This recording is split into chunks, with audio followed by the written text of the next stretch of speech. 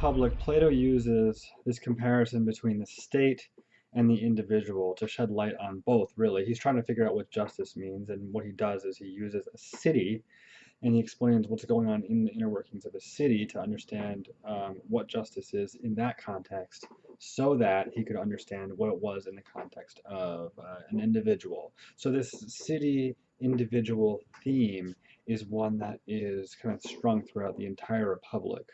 Now in book 7, he has this regression of regimes, because we've already established the perfect regime, and I'm not going to get into that right now. But he basically says, how does it go from the best possible regime to the worst possible regime? And this is what book 7 is talking about. So he starts with this idea that we're starting in a good place. We're starting with what he calls an aristocracy, and aristocracy is when you have a group that's led by the philosopher king, and that's great because philosopher kings are great. And he explains this regression from that point and sort of how you get there. So after the aristocracy, we get what's called a timocracy, and the Greek word time is honor. So this is a society that loves honor and loves, basically they put an emphasis on military warfare and regal honor, and so your warriors and your captains, your generals, whatever, even your leaders are going to be military men. And so what this means is that these people who focus on the honor aspect of life have to give something up. And basically, what they're giving up is essentially the love of wisdom. So we have these individuals, they're still good, but their priorities are off. And then from there, we have what's called an oligarchy.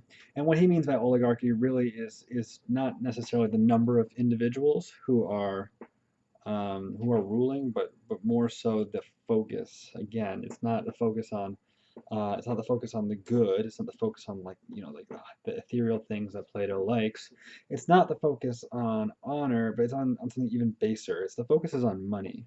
So your rich people are the ones that are honored, that are lauded. Those are the ones who are in control. And from there, it goes on to a democracy. Now, it's strange. Some people think it's strange that democracy is the fourth rung on this ladder, and it's actually second to worst. But really, Plato is talking about people who are undisciplined, people who are not that they don't really care about anything more than what they want. Each person has their own sort of set of desires, and it causes disunity. It causes all these sorts of things. And from there, it digresses into tyranny, and tyranny is where you have one person who is very bad at the helm. So you go from the best possible one person who's very good at the helm of the state, and one person who's very bad. These are the two sides that we can be on. So, so what I think is really interesting about this is that if Plato's right and we have this regression of states, and if these states really do go one to another, I think there's an argument that can be made that you can actually sort of track where a state is and sort of become aware of where a state is going.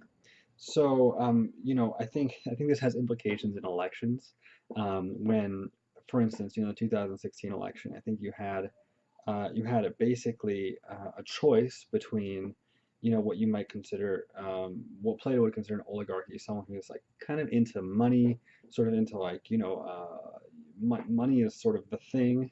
And then, I mean, depends on where you want to really put the other candidate. I mean, I would have thought to be more of a sort of, I mean, you could say democracy or tyranny, depending on whether or not you like liberals, basically.